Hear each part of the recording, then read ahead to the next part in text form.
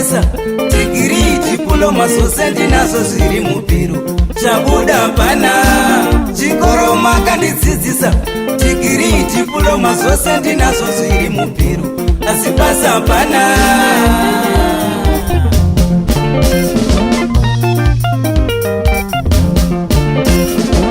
mombe dzenyu dziye makadzitengesa mbudzi mukadzitengesa ndidzidze ndizokuchengeteiwo mombe dzenyu dziye makadzitengesa mbudzi mukadzitengesa ndipase ndichengete wanun'una vazviita zvakare vakomana vepanyanga Counseling Boys vauya nealbhamu ravo idzva riri kupisa rinonzi Gumai Dova. Honguka ngatisanganei isu veDrumas Media tinenge tiripo paClub Fox Glenview 3 ipapo pachange paine vaimbi vakaita saRomeo Gasa, Tatenda Pinjisi, Traimo Bande vakawandisa vaimbi ava. Tina zvakare Chantel Stole, Culture Love, aiwaka vaimbi vachange vari Mavhu neMarara musi wa22 July mwedzi uno tichiguma kachando. Matiketsi avapo, VIP $10, veruzhinjika vasiri maVIP $5. Ngatisanganei paClub Fox Counseling Boys Gumai Dova. Misanyo yose ndikaiteka itsapanga asi hapana chembwa hapana tenzi wararira mutakura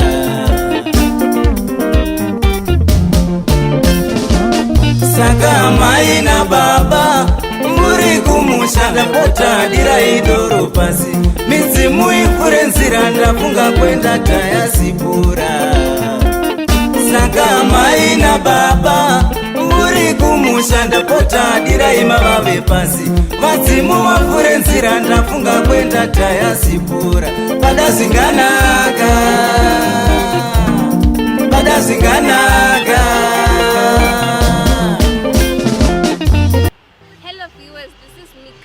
Marketing officer from Drumas Media. So today we are at Ngwada Granite, a company that specializes in the installation of tombstones, tombstone making, and also installation of fitted kitchens. So you might be wondering, what is it exactly? Why are we here, and what are some of the exceptional things that they've done? Well, Ngwada Granite have done quite a lot of work for the late prominent figures, the likes of Comrade Ching, the likes of the late Leonard Dembo, and also Chamiso's late mother. So if you are looking for the perfect tombstone to give to your loved one, do come through and do hit them up on the number that will be displaying on the screen at the end of this video. And also, if you're looking for the perfect media house to view memorable events such as burial ceremonies and also tombstone unveilings, Drumas Media is here for you. Do hit us up on the number that is also displaying on your screen right now. So I know you might be wondering, how did they come up with the name Ngwada after all, and what does it mean? So Ngwada in Shona simply means something that is precious, meaning that they give precious service delivery, and they also make precious stones. So do come through and choose the perfect gemstone for your loved ones.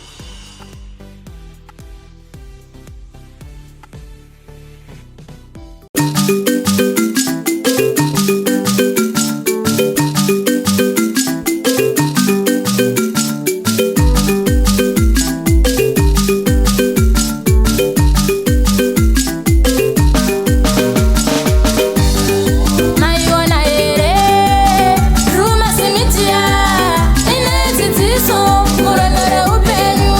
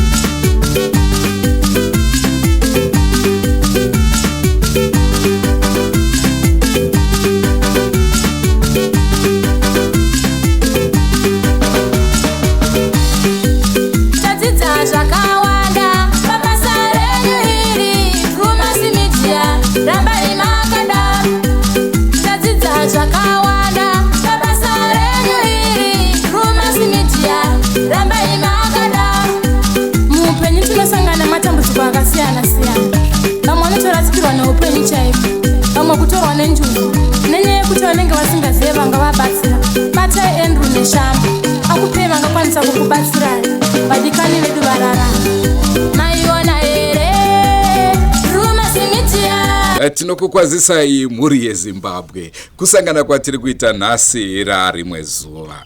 Hanzi zuva nezuva rine zvaro. Mukoma Ketai vakaimba, Ketai Muchawai hanzi nhasi uno uri kufara, mangwana uri kusuwa. Nhasi uno tiri munzvimbo yeHwedza. Tiri mumusha muno mandiri kutaura ndiri pamba paishe Goneso. Uyezve mambo ekuno ndi Ruzane mondiregerera.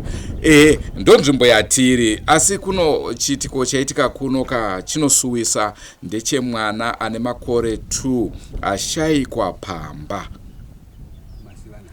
pamazivanhanga, pamba pamazivanhanga, mwana ane makore 2 ashayikwa. Naizvozvo isusu chandoda kukuzivisai kamhuri yeZimbabwe ndechekuti isusu hatirotswe, hatina kana musoro wegora wekuti tinoziva kuti nhasi uno kwaMutare kwaitika zvakati kana kuti chii, asi tinotoziviswa nemi mhuri yeZimbabwe. Naizvozvo taane mazuva anenge 3 tichifonerwa nevanhu venzvimbo ino vachiti muri kuzviziva here kuti kune chitiko chemwana akashayika pamba. Naizvozvo tati aiwa regedzai tikwaniseka kusvika kumhuri yacho, tinokurukurawo nayo tinzwe kuti chii chakaitika kuti mwana azosvika pakunzi ashayikwa. Naizvozvo pari zvino nhau yatiri kukupai haina kupera zvakanaka, ndofunga muchazviona kumberi. Matemu anga akusumudzirwa isusu vatori venhau, asi hatingadedi kutaura kana kufumurana, but vagari venzvimbo nevamwe vemumhuri ndo vaititaurira kuti aiwaka mwana haasi kuonekwa. Isusu tobva taita mibvunzo yakawanda kuti ko vanhu munogoda kuchengeta secret yekushayika kwemwana, why? Chii? Handiti munhu here ari kutsvagwa. Kana munhu ashayika inga munotoona vamwe vanonamira mapepa, maposta chichi kutsvaga mwana wavo, but uyu mwana uyu anga akutiurayisa. Rangu zita ndinonzi Andrew Neshamba. Senguva dzese mhuri yeZimbabwe tinokurudzirai kusubscribe kuDrumas Media. Drumas Media taking you to another level. Regai titange kukupai amai vemwana arisiri kuoneka vambotaura nemi. Tazotaurawo zvakare naGogo. Vakataurawo zvishoma, asi Gogo havana kuzopedza changa chachaya. Regai tikupei nhau yezuva ranhasi. Kazowai mhuri yeZimbabwe, inini ndinonzi Progress Tambukizi. Zvakaitika pakushayika kwemwana ndezvekuti wakanga uri musi wechipiri, kwakamuka kuchitonhora zvakanyanyisa, kuchitonaya tumvura. Saka musi uyu mai nababa vanove ndivo atezvara naamwene vangu vaida kuenda kwaRusapi, vavaida kuenda. Saka vatobuda pamusha, ini ndasara ndatodzokera kurara. Ndobva vafonerwa, ndafonerwa nasekuru vachinditi ana mai nababa vatobuda here. Ndikati vabuda. Zvikanzi kuno uku munhu wangu achida kufambira hachi haako. Saka mungakwanisi here kuvabata kuti vadzoke vozouya rimwe zuva. Ndikatoti manje ini sekuru handina airtime mufoni yekuti ndikwanise kubata baba namai, kana muinayo vafonere imini. Zvikanzi alright, rega ndivafonere. Pasina kupera nguva vakabva vadzoka, ndobva tatodzokera kurara futi nokuti kwaitonhora. Time ndofunga dzadza past 9. Mai ndobva watonditi mai wose wadiwa chimuka wanobikira mwana porridge. Sezvo nguva dzaenda unozobika akuchema. Kati andagara ndakuda kutomuka mama, regai ndinobikira.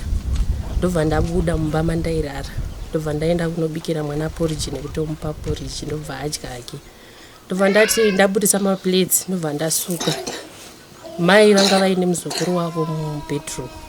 Ndoma ndakanomusiya ndichiti kuri kutonhora kunze mwana azviite kuti atambe panze. Iye aitoda zvekutamba panze. Ndikati ndinomusiya mumba muna mai. Ndobva ndatomusiya mumba muna mai, ini ndokutanga kusuka maplates ndiri pandaisukira. Ndapedza kusuka ndiro ndikati kuna mai ndakuenda kunochera mvura mumba musisina mvura.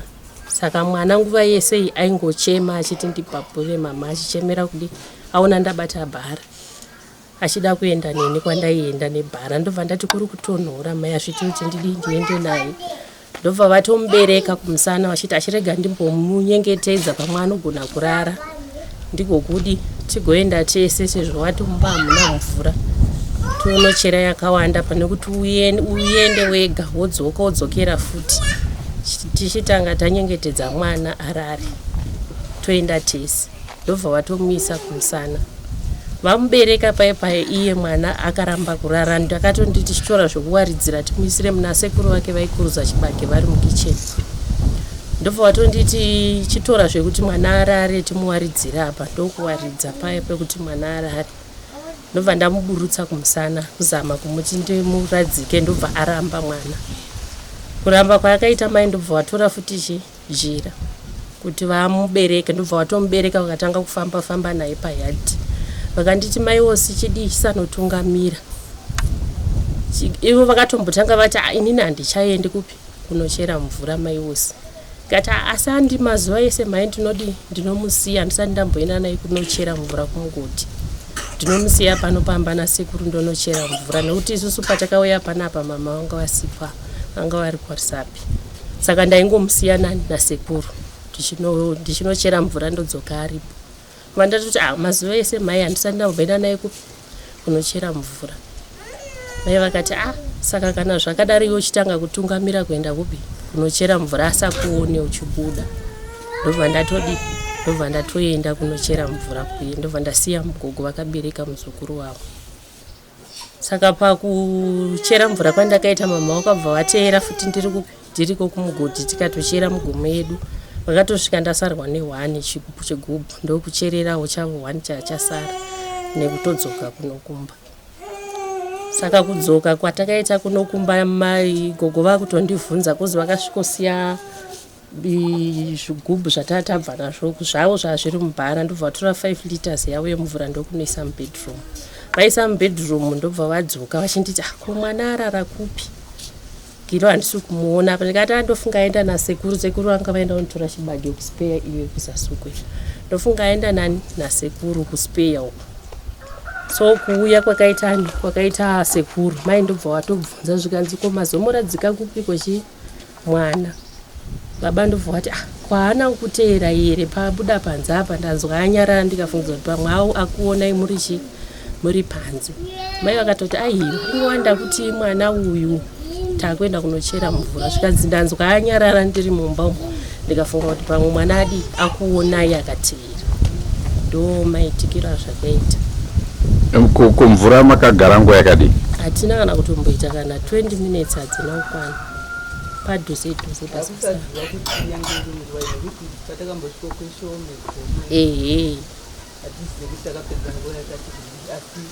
Saka pane mienzi here akambosvika ipapo? Hapana. Hapana mienzi akasvika. Hamuna kana mboedzawo kutsvaga kana tsoka kuti mwana anga afamba so? Sekunze kwanga kwanaya. Haisatombooneka munoziva kutsika kwemwana mudiki. Kana pasi pakanyorova hapana kana chinombooneka. Plus mombe dzaingofamba-famba. Saka makatsvaga musha wese haana kuoneka? Hana. Asi kufunga kwenyu chii chakaitika?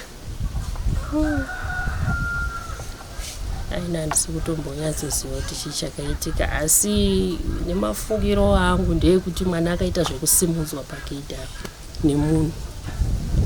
Ndobva atiza naye. Akaenda naye kwaakaenda naye nokuti ukwatiri kwachona kumvura tingadai takaona mwana but hatina chatakaona. Kurodhi uku kune vaifambawo vachibva uku vakati havana mwana wakaona. So kurava kuti munhu akangoita zvekunhonga mwana akamira apa pamwe mwana anga akuzamawo kutiteera kumvura kwatakaita. Oho. Wakanga uri musechipiri. Ini ndaida kuenda kuRisapi nemurume wangu. Saka muroora ndianga achisara pano. Ndobva tabuda. Ndobva vai past 5 kuya kuchakatoti svibe. Ndobva tabuda ndikati ndakuenda mai wose chisa chikiadho. Ndobva taenda takuZasuko. ndakanzwa hanzvadzi yangu chifoni ikorisana ndanza ndafonera mai vose vatavana mari ndida kukumisai nekuti munhu wamuri kuda ako kuno nasamumuwani chibva tatodzoka ipapo tadzoka ipapo kwaya kuchakatoti mbuyeviwa chiya changu mafuya ndikuya pana papo visakamei pano visakamei pano matsvaka mureri pane saidi yava pana kutodzoka mureri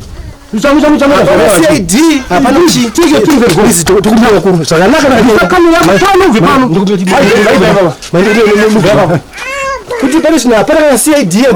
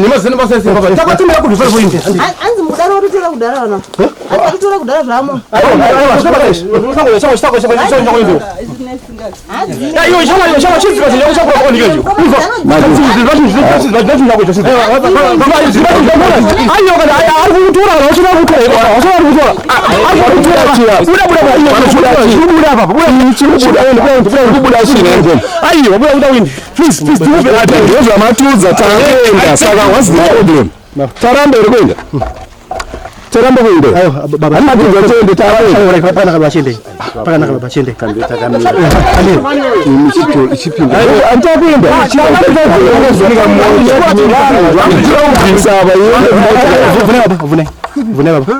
Hongu muri Zimbabwe ndofunga mazvionera mazvinzwira tazokurukurawo zvakare naHeadman kuti vatitsanangurire kuti chii chiri kutora nzvimbo mudunhu mavo. Pane zvinorekedzai ndikupe Headman vataure nemi munzwewo kuti zviri kufamba sei.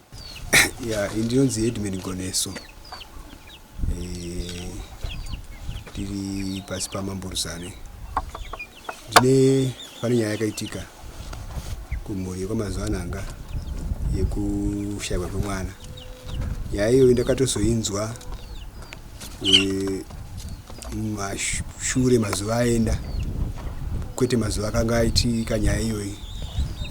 Ndakazoinzwa mashure ndainzwa ndakazotuma wakomana wangu wamapurisa angu kuti endai munonzwa nyaya iyi kuti nyaya yatiri kunzwa iri kufamba sei.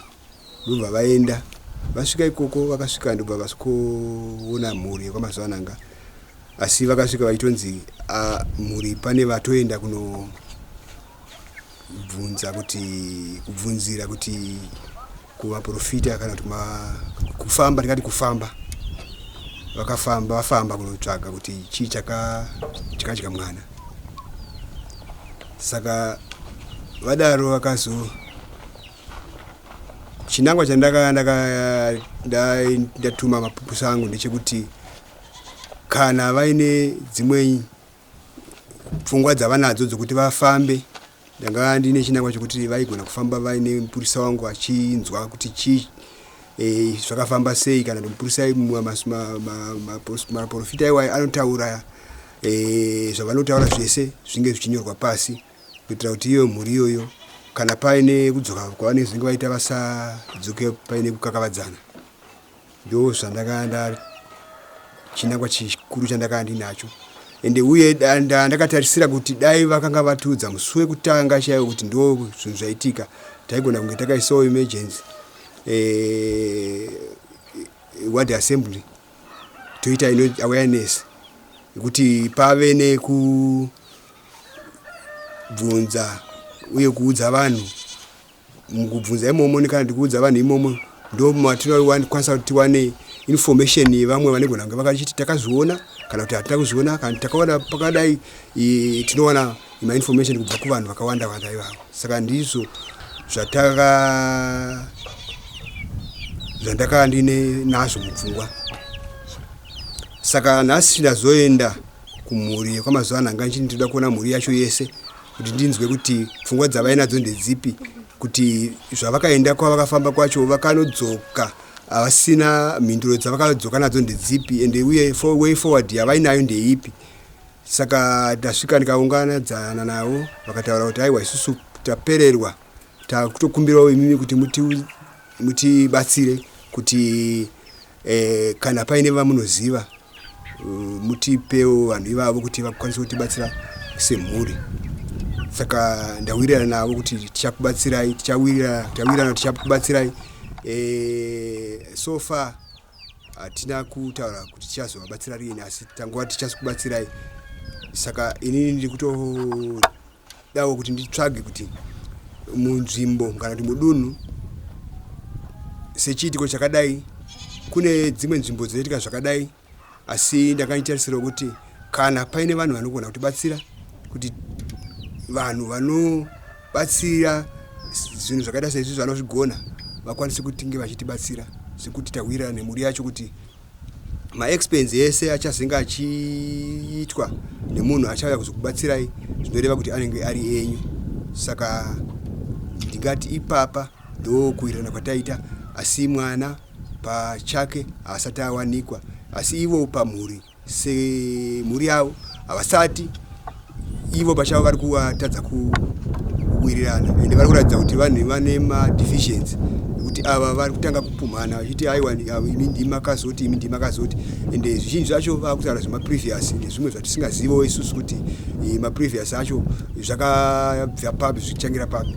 Saka ndiyo nyaya ndiri kuti tiri kutotsvagawo rubatsiro rwekuti nzvimbo icheneswe kana paine vanoziva kuti vangatibatsire sei. Kunze kwaHeadman vemuvillage vazhinji ndingade kukuzivisai kuti kufamba kwataita takananga pamusha uyu hatina kufamba zvakanaka, tanga tichirasika zvatisati tamboita, uyezve tazoona hwai yeblack hwai dzinge dzakawanda dzichifura dziri kwakaperera mugwagwa, but hwai iyoyo chinonzi chihondowe chikono chacho chabva musango chichimhanya chakananga mota yedu zvekuti dai taita 1-2 taigona kubheuka, asi zvaramba kuitika. Tinofamba kana Mwari anotichengetedza, hazvina kuitika izvozvo. Ini ndanda kuti kana chada kuuya regedza tingochirova chife, zvinani kutonga nhau yekuti hwai yafa pane kuti tizonzi tabheuka. Tazobva ipapa zvakare makilometers atanga tapiwa tatozona takurodhi yeMurambinda inobva kwaMurambinda inobva Rusape ichienda Murambinda, ndokwatazobvunza zvikanzi aiwa marasika zvikuru dzokerai. Ndobva tanzi endai pamukamba police chatishamisa ndechoti ofisa vataona ipapo vati nzvimbo yamutaura handisi kuiziva, asi chandakuudzai endai pamashops epagonesi. Masvika ipapo mobvunza, ndopatazosvika ipapo ndokutsananguronza wakafambai makadai, nguva dzatopera, mafuta atopera, zvimwe zvezviitiko zvatikahadzisa tisati tasvika zvokuti dai sekuru Murambwe varipo ndati wakashumba imbondipaiwo kafembo ndikambodaidai pamwe mhepo idzi dzinogona kunge dzichisuduruka. Regai munzwe pari zvino muvakidzaniwo wevanhu ava ataurewo zvaanofunga pamusoro penhau iyi. Akashayikwa pamazana anga paHeri, akatorwa nasekuru Heri mazana anga ndo akatora mwana ane 2 years akashayikwa musoitonhora. Vari ngozvirambo zvavo asi ndivo vakatora mwana vakupa mazana angapa, vanga ngozvirambe zvavo asi vakatofamba uitomutsvaga mwana akashayikwa kuma12 kusvika pari nhasi mwana haasati awanikwa, atone wiki akashayikwa musi wechipiri kusvika nhasi chipiri haasati atowanikwa mwana atone wiki. Sekufunga kwenyu chii chakanyatsoitika? Mwana vakambotemwa nematombo 2016, saka tiringotora zvinhu zvaitemwa matombo izvozvo, zvinhu zvando zvinhu zvakangoita sei zvakangotorawo mwana. Vakambotemwa nematombo asingaoneka kuti ari kubva kupi, asingaoneka kuti ari kubva kupi, kana kuti wabike sadza waingona razara ndowe, hatisi kumboziva isu. Takangoona sabhuku akatomboendapo vakatotemwa pamberi pasabhuku, saka tingotowo matombo iwaya akatema ndo matombo iwaya akangoita sei akatorawo mwana. Ndezvarini izvi? Musi wechipiri zvakaitika, musi wechipiri zvematombo zvakaitika rini? 2016 ndobva zvambopera. Ndobva zvatombopera, paitoya maprofita hobho akatowandisa maprofita aitongoyepo pa. Alright. No maita basa. Aiwa munotendei. Okay. Ndiyo nyaya yaitika kamuri yeZimbabwe. Ndofunga mazvinzwira kubva kune vakasiyana-siyana. Tonga itinzwe. Zviriko here zvekuti mwana kana ashaika pamba panonzi hazvifanirwa kutaurwa. Inochengeterwa sei iri secret?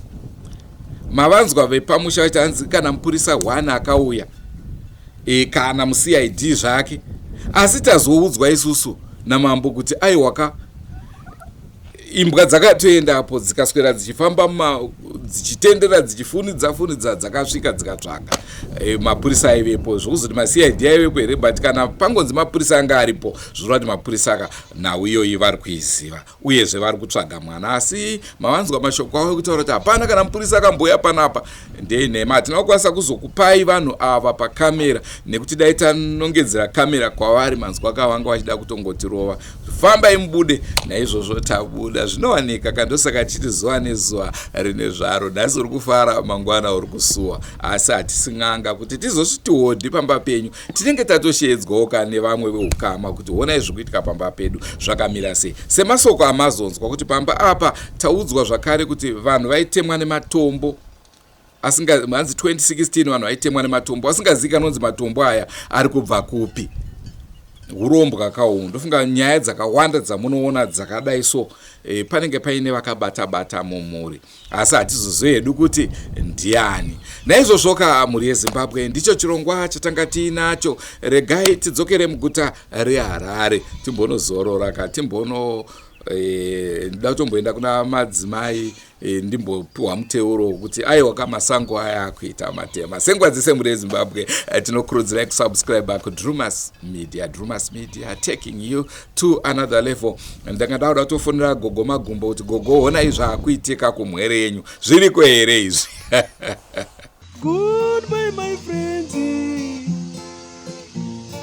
Goodbye my friends. Wakamboonana tichazoonana nerimwe zuva hama dzangu. Goodbye my friends. Goodbye my friends. Wakamboonana tichazoonana nerimwe zuva hama dzangu. Ini ndokuenda kubasa kwangu. Iwe makiwe mkaranga.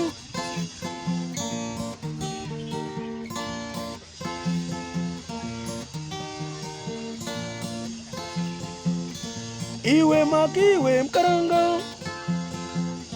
Iwe makiwe mkaranga.